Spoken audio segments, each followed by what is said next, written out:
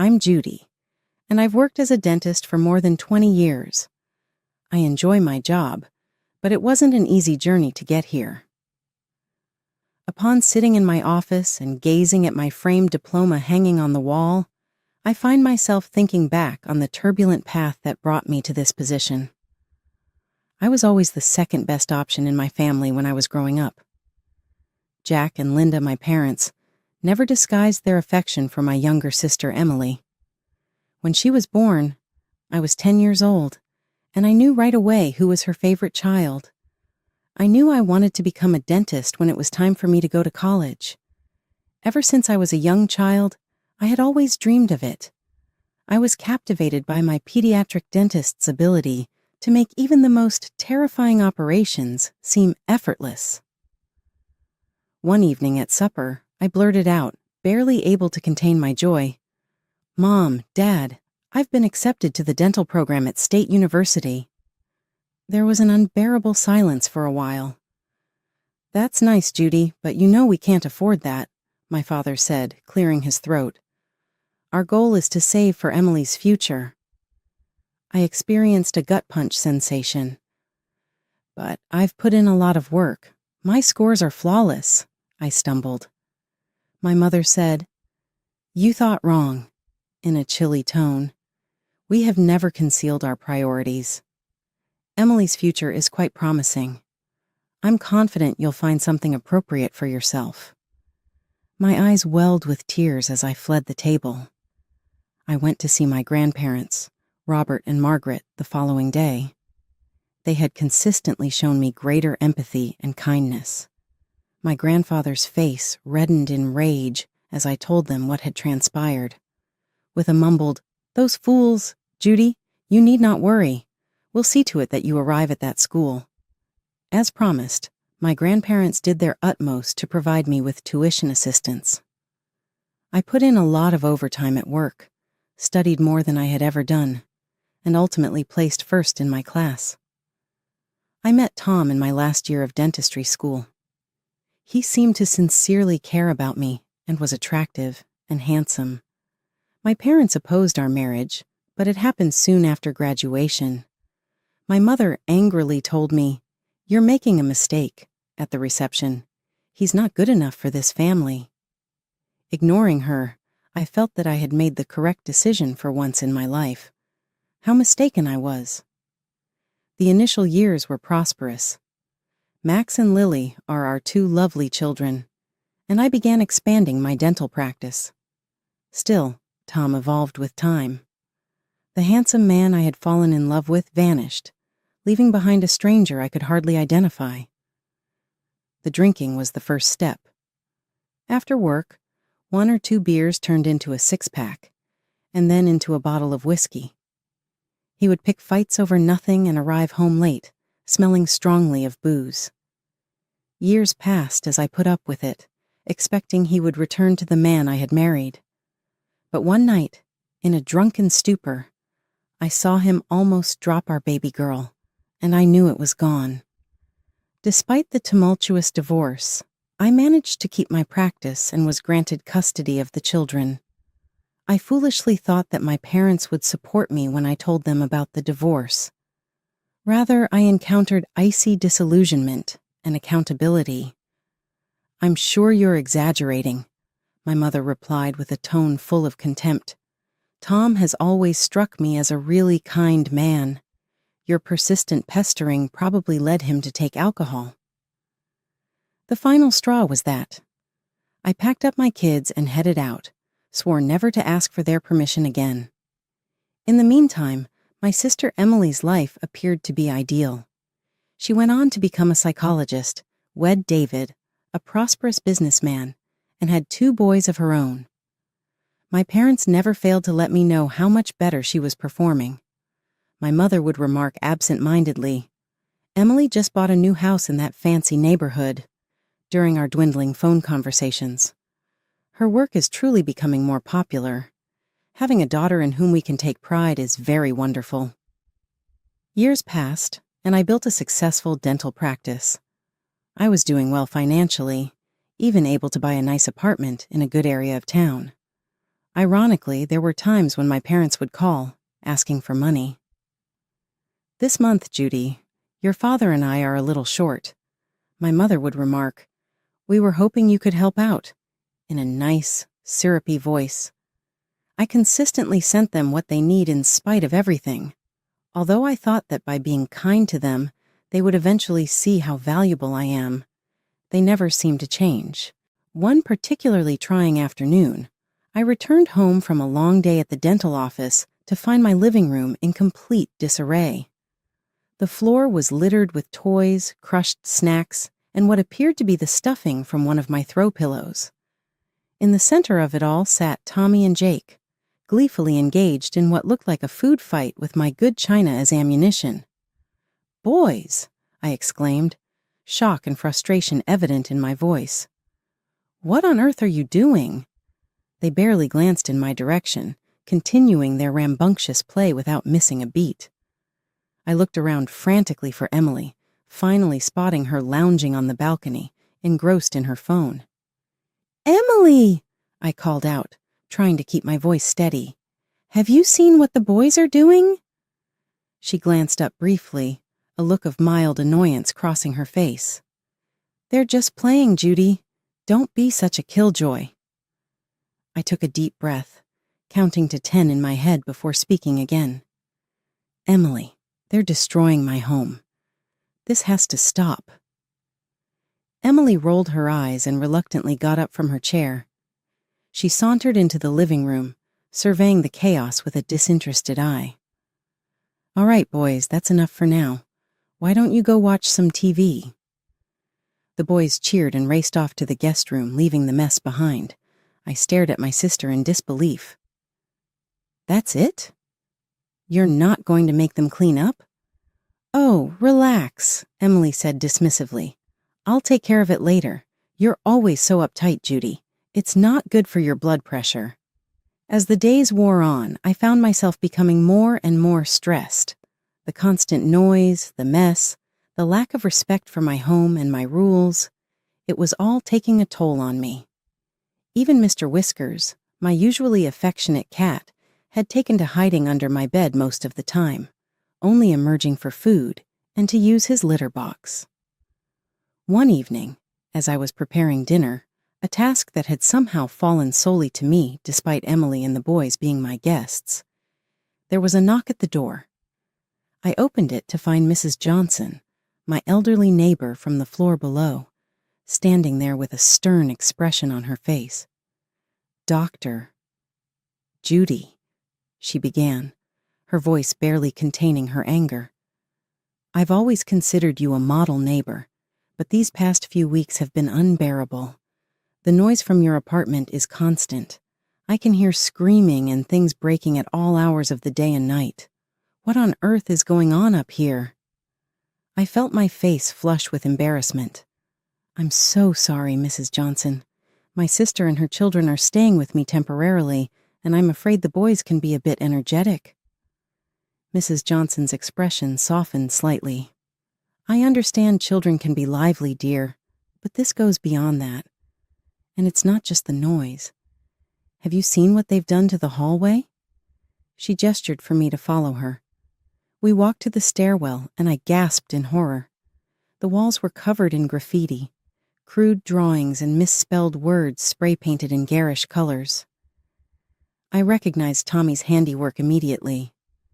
This is unacceptable," I stammered, mortified. "I had no idea. I'll clean it up right away, Mrs. Johnson, and I promise it won't happen again."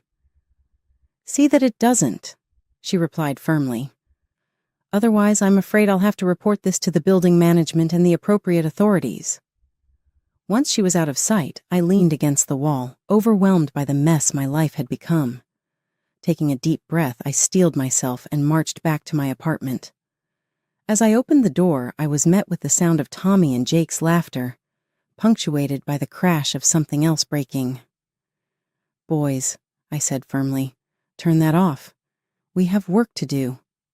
They ignored me, as usual. I strode over and switched off the TV. "Hey," Tommy protested. "We were playing that." "Not anymore," I replied. You're going to clean up the mess you made in the hallway. Come with me now." Grumbling and whining, they followed me to the stairwell. I handed them scrub brushes and a bucket of soapy water. "Start cleaning," I instructed. They stared at me in disbelief. But Mom said we don't have to do chores," Tommy stammered. "Your mom isn't here right now," I said. "And in my house, we clean up our messes." They half-heartedly swiped at the walls, more interested in splashing each other than actually cleaning. I was about to intervene when I heard footsteps on the stairs. To my surprise, it was Mrs. Johnson's son, Mark, in his police uniform.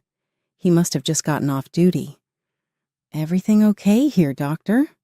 "Judy?" he asked, eyeing the boys suspiciously. Sensing an opportunity, I explained the situation. Mark's face hardened as he turned to Tommy and Jake. "Listen up, boys," he said sternly. "Vandalism is a serious offense. If you don't clean this up properly, we're going to have some real problems. Understand?" The boys' eyes widened in fear. They nodded vigorously and began scrubbing the walls with newfound enthusiasm. I was supervising their progress when I heard the elevator ding. Emily stepped out, fresh from a trip to the beauty salon, her hair and nails immaculate. Her jaw dropped when she saw the scene before her. "What the hell is going on here?" she shrieked. I calmly explained the situation, but Emily wasn't having it. "How dare you force my children to do manual labor?" she yelled. "This is cruel and unusual punishment." "Cruel?" I shot back, my patience finally snapping. "Cruel is letting them destroy other people's property without consequences." Emily grabbed the boy's hands. "Come on, we're leaving. I won't let you be subjected to this abuse." The next few days were tense. Emily and the boys stayed, but they barely spoke to me. I was starting to think things couldn't get any worse. I was wrong. I came home from work one afternoon to find my apartment eerily quiet. "Hello?" I called out. A pitiful meow answered me. I followed the sound to find Mr. Whiskers huddled in a corner, his fur a startling shade of blue. "Oh my God!" I gasped. The poor cat was covered in paint, frantically trying to lick it off. I screamed in horror and anger. Scooping up Mr. Whiskers, I wrapped him in a towel and rushed him to the vet, my heart pounding. The vet's diagnosis was grim. "He's ingested a significant amount of paint," she told me. "We'll need to keep him overnight for treatment." Leaving Mr. Whiskers at the clinic was one of the hardest things I've ever done.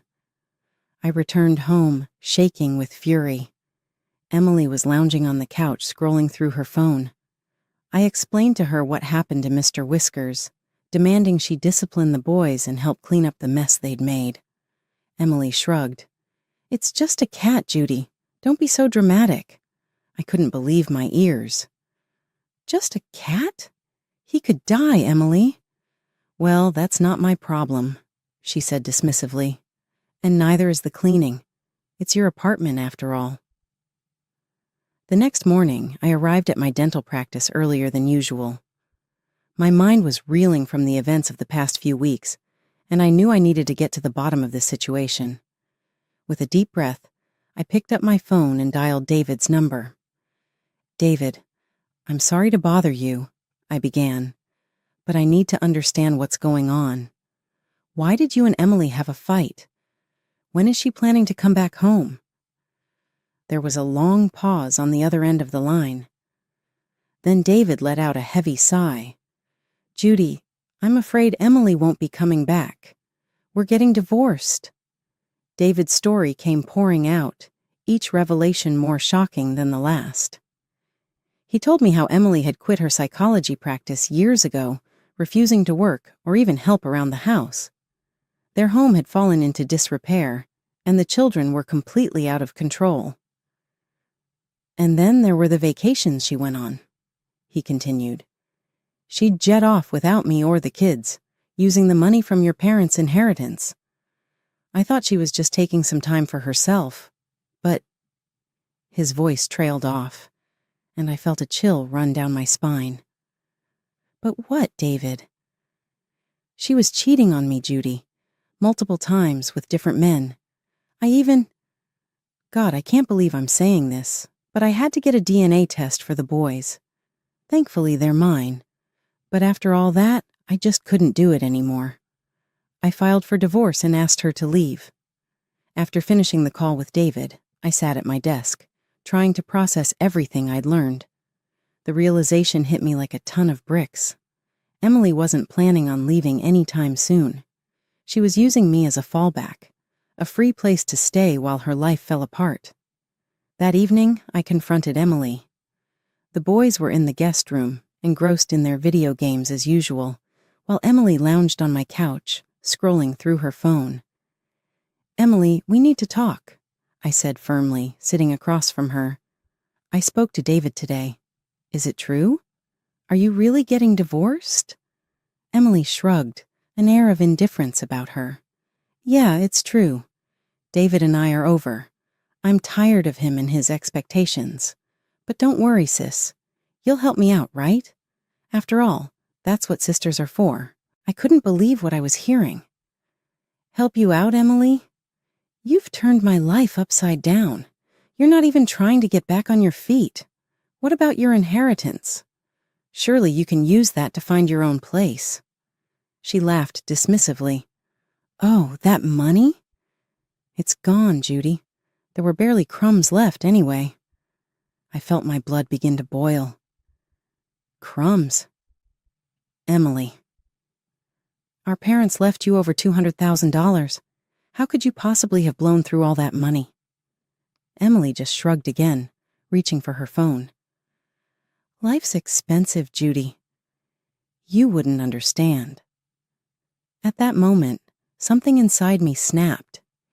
Years of resentment and weeks of frustration all came bubbling to the surface. "No, you're the one who doesn't understand," I said, my voice low and controlled. "I've had enough. Get a job, start disciplining the boys, contribute to this household, or get out. You have 1 week, Emily. 1 week to show me you're serious about turning things around." Emily's eyes widened in shock. For the first time since she'd arrived, she seemed to realize I wasn't going to back down. A few days after my ultimatum to Emily, I returned home from a long day at the dental office.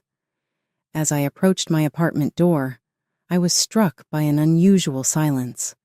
No shouting, no crashes, no sounds of destruction. It was peaceful. Wearily, I entered the apartment. "Emily?" I called out, but there was no response. I found Tommy and Jake sitting quietly on the couch, their eyes red and puffy as if they'd been crying. My heart sank. "Boy, where's your mother?" I asked gently. Tommy wordlessly handed me a piece of paper with trembling hands. I unfolded it and began to read. "Dear Judy, I've realized that motherhood just isn't for me. I'm still young and I want to live my life. I've met someone. He's young, exciting, and doesn't have any baggage. We're leaving town together. You're always going on about responsibility and all that boring stuff, so here's your chance to put your money where your mouth is. The boys are your problem now. You're an old maid anyway, so you might as well be useful and raise them. Don't try to contact me. By the time you read this, I'll be long gone." Emily, I collapsed onto the sofa, my mind reeling. How could she do this? How could she abandon her own children? With shaking hands, I picked up my phone and dialed David's number. When he answered, I could barely get the words out. "David, it's Judy. You need to come over right away. It's about the boys." Within an hour, David was at my door. I handed him Emily's note without a word. As he read it, his face cycled through shock, anger, and finally, a deep sadness. "Oh, boys," he sighed, kneeling down to hug Tommy and Jake. "I'm so sorry." Over the next few hours, David and I talked, trying to figure out what to do. It was clear that the boys needed stability, and David was determined to provide that. "I'll take them home," he said firmly. "And first thing tomorrow, I'm going to file for full custody." I nodded, relief washing over me. "I think that's for the best. And David, I'll help in any way I can. I'll testify, provide character witnesses, whatever you need. The next few weeks were a whirlwind of legal proceedings. David filed for full custody, and I found myself recounting Emily's behavior to stern-faced judges and social workers. In the end, the decision was swift. Emily, who never even showed up for the hearings, was stripped of her parental rights. David was granted full custody of Tommy and Jake. As the dust settled, I found myself adjusting to a new normal. I visited David and the boys often, marveling at the change in their household. David had hired a part-time nanny to help out, but he was also making a concerted effort to be more present in his sons' lives. One sunny Saturday, about a month after everything had happened, I visited their home.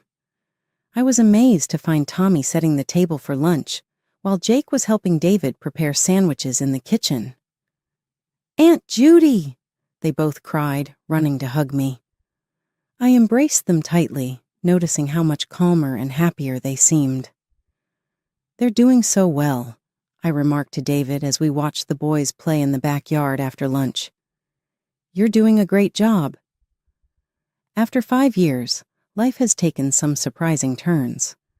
I continue to practice dentistry, find satisfaction in my profession, and spend peaceful evenings with my trusty cat, Mr. Whiskers. At 14 years old, Tommy has gained some local celebrity status. From being a cause of aggravation, his graffiti work has developed into a true talent. He is a well-known blogger who exhibits his work online and has even been in the press. Unusual for someone his age, his achievement has allowed him to earn a respectable income. David and the boys came to visit me one Sunday afternoon for our weekly family meal. As we were discussing Tommy's most recent artwork, there came an unforeseen tap on the door. To the surprise of all, it was Emily. Her gaze lingered on Tommy as she walked in. "Apparently, you're quite wealthy now," she uttered in a horribly sweet voice. "Mommy needs her share." With a severe expression, David moved forward. "You have no right to any of it, Emily." He opened his wallet and took out a document. "Your parental rights were taken away from you years ago. I'm going to contact the cops, so leave now." Emily's face twisted in rage, but when she saw our united front, she turned and walked away without saying anything more. Since then, we haven't seen her. For my part, I keep working and relish the small things in life. I value my relationship with my own children, who are now adults, and I keep in touch with them. This unanticipated adventure has shown me what family really means. It's not always about blood. Sometimes it's about love, support, and sticking by one another through good times and bad.